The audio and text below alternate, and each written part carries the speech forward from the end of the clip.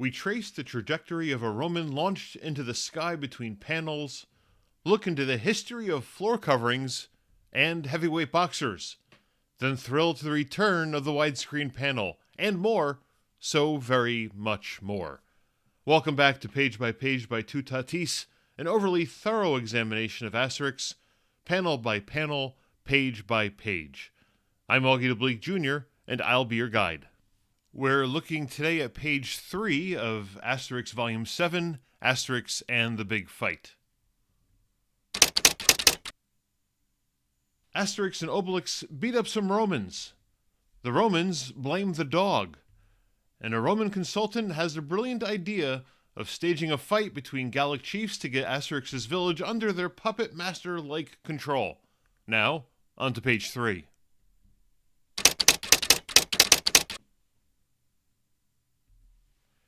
It starts off with a panel that connects directly to the last panel on page 2. I've talked before about how René Goscinny and Albert Uderzo had to keep page breaks in mind because Asterix was being serialized in the pages of Pilote Journal on a weekly basis. Now, I don't have the breakdowns of how many pages appeared in which issues, but I have to think that pages 2 and 3 were printed together, which leads me to believe that Pilote Journal kicked off this storyline by publishing at least the first 3 pages together, possibly even 4. And you'll see why I think 4 is a possibility in the next installment of Page by Toutatis. In advance, you're welcome. Don't forget to subscribe.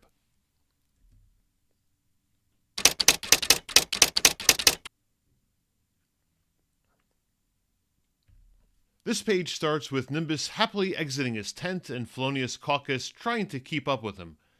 It's here where we learn the name of the village and its chief, who will be used to battle vital statistics for the glory of controlling their village.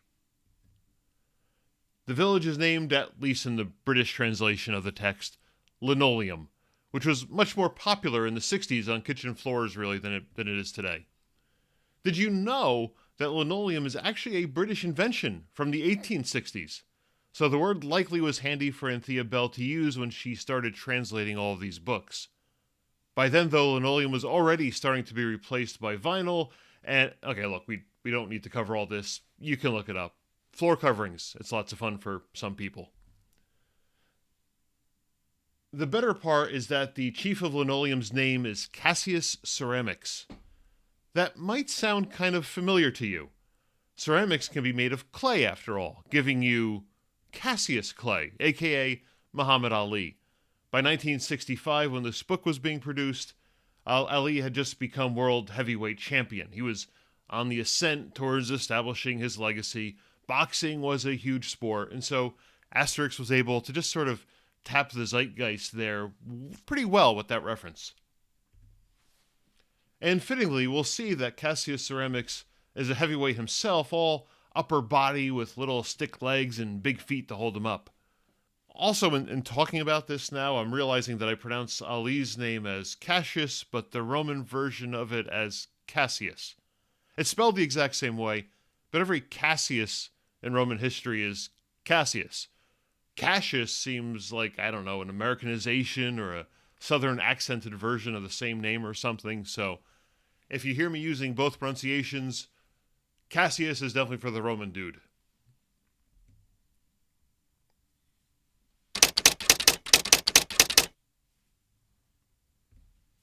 In any case, let's now get to the second panel.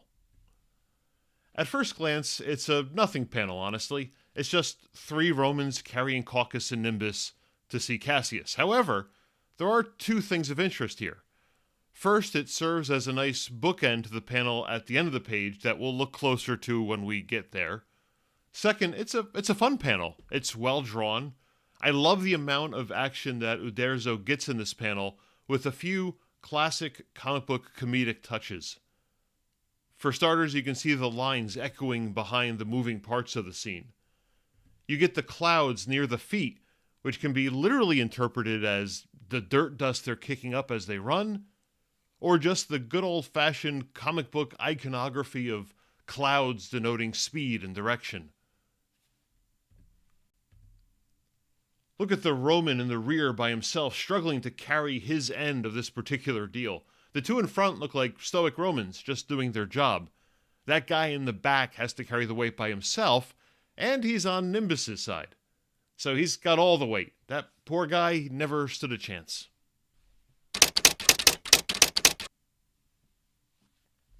This all brings us to the second tier of 4 on the page, which is one wide panel introducing the village of Linoleum and its fearless leader, Cassius Ceramics. This neatly echoes the panels on the first page that introduced us to the 2 different Gallic villages. It even breaks neatly into 3 parts if you look at it the right way. The left third shows the bust of Ceramics, the middle is dominated by that house in the background with a slanted roof, and the right third is where all the action is, just as it was with the first 2 tier-wide panels. Cassius Ceramics is the center of attention in this panel, even though he's not centered physically in the panel. He's kind of framed by the 2 houses behind him, one with the angled roof that really leads the eye towards the people. But the better thing that leads your eye in this panel is the rocky pathways. They come from opposite angles and converge right at Ceramics' feet. In this case, all roads lead to Gallo-Romans. Ceramics starts off calling to the gods of both Romans and Gauls. By Jupiter and Toutatis, he says. He's trying to be a good collaborator, you might say. See part 2 of this series where I talk about that at length. In this book that's seen like being a fad chaser, a fraud, and just generally confusing. In fact, the way this book was originally colored, it almost looks like he's wearing that toga over his normal Gallic clothing. And you can see here with the more up-to-date coloring, he is wearing a Roman toga, but he still has the headwear of a Gallic chief.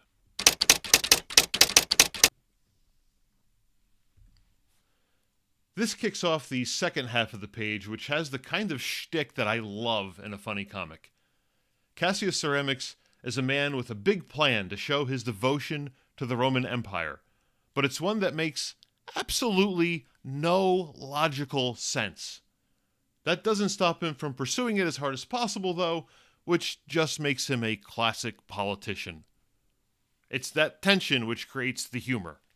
You see, he wants to build a Roman-style aqueduct to bring water into his village, but he fails to take into account that there's already a river flowing right through the village, and it does everything he needs water for. You can see it right there at his feet in the first panel, and right behind him in the third panel. He'll brook no insolence, however, and will do great violence upon anyone who tries to stop him, including his assistant here. Or maybe he'll just do him a great injury. I never tire of that phrase, I'm sorry. I think I've run out of panels from other Asterix books that use it, though, to show you, so that may be the end of this running gag after only 2 episodes. Oh well. This punch looks very familiar. It closely resembles the way that Obelix handles a Roman soldier. It's a very casual fling of the wrist. The man is dispatched to the high heavens, and his sandals are left twirling behind on the ground there. The move to a toga and sandals more Roman life is already showing itself in unexpected ways. But check out the sequence of panels more carefully for how Goscinny and Uderzo pull off this gag. It starts with Ceramics literally walking through the river in his village as he proudly proclaims his plans to build an aqueduct. It's a distant enough angle that you can see the water at his feet. It's great comic book storytelling. The dialogue tells one story, while looking at the image tells another. It's not one or the other here, but the combination of both, the words and the pictures, that make this panel work. It's the very definition of comics. That combination working either with each other to tell a story or against each other to tell a story. And the disparity here between the two is where the humor comes in. The next panel gives a voice to exactly what we, the readers, are thinking. We go closer up on the assistant, explaining to Ceramics in somewhat polite terms that they don't quite need an aqueduct. Ceramics looks startled and upset. The assistant, dressed in his toga to show that he's all in on this Roman thing as well, had that confused look in the previous panel, and now is just laying out his case, sort of on behalf of the readers here. So Ceramics immediately goes from 1 to 100, shouting about how his plans must be followed so they might be more Roman. It was important to him that his village become more Romanic, if that's a word. He even offers to divert the river away from the village so they can then build an aqueduct to bring it back in. It's an insane plan, obviously, from a man who has his priorities completely out of whack. Being Roman, and to a certain degree being a politician, let's be honest, has taken over common sense for him. Thus, the humor.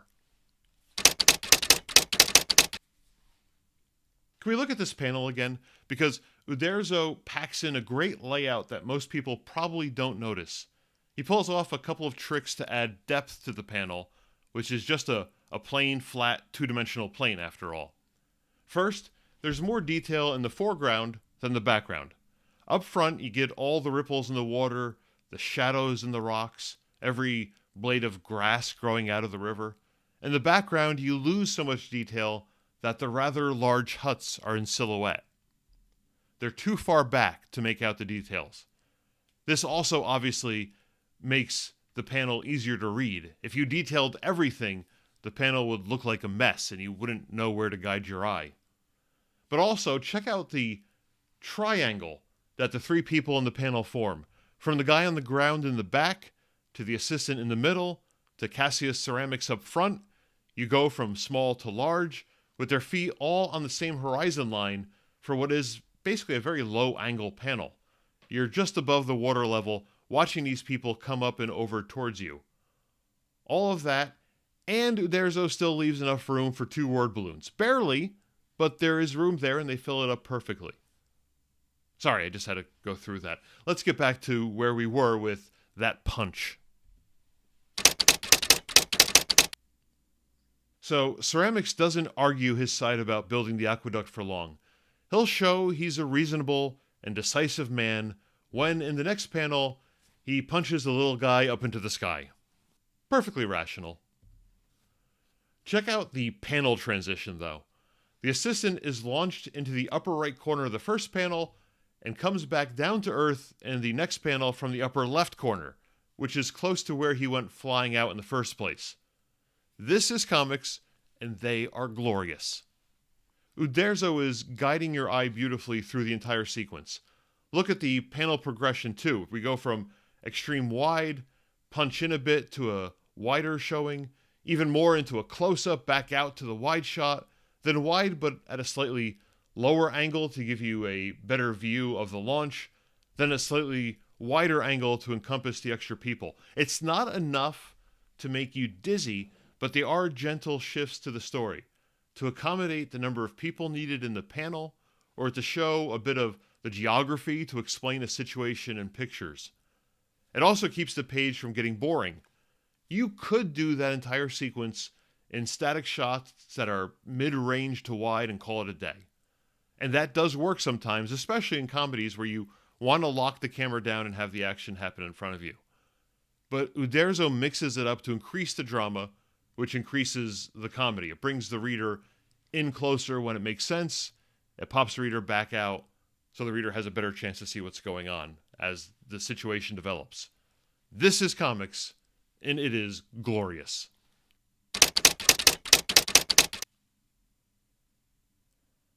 The final panel wraps up both the open loop from the previous panel, with the guy flying up into the sky, but also the one set up in panel 2 in this page.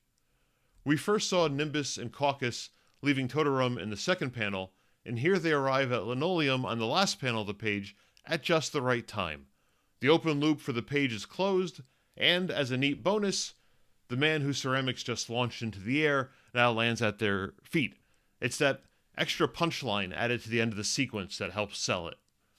This helps Caucus also to prove to Nimbus that he's telling the truth.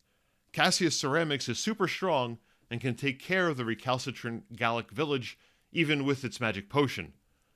Goscinny got to play with the aqueduct humor for a few panels, but brought the page to a close with a point. Ceramics showing his strength not just to the reader, but also to the Romans who have come to see him to do an act of great strength. Nimbus is so impressed that he shouts, as is his wont, that if all Gauls were so strong, the Romans would be yielding to them.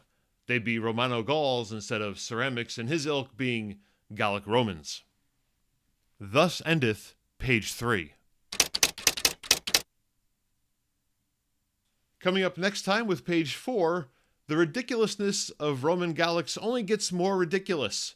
Amphoras, triclinia, Ave Caesar. It's going to be a very fun time. For reviews of every Asterix book in the meantime, check out the Asterix agenda over at pipelinecomics.com/Asterix, or click on these suggested videos for more about the glory that is Asterix.